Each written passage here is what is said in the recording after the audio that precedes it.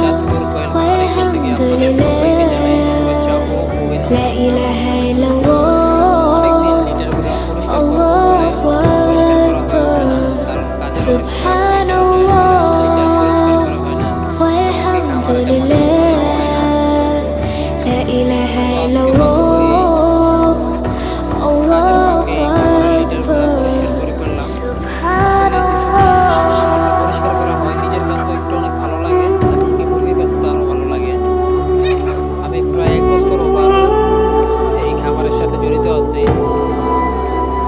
খামারের লিটার যদি সবসময় পরিষ্কার করে রাখতে পারেন তাহলে ইনশাআল্লাহ আপনার খামারে তেমন কোনো রোগ বালাই হবেই না, এবং কি আপনি সবসময় খেয়াল রাখবেন আপনার মুরগিগুলো কোনো অসুস্থ আছে কি না, বা যে কোনো সমস্যা থাকলে আপনি সাথে সাথেই ওষুধ খাওয়িয়ে সুস্থ করার চেষ্টা করবেন।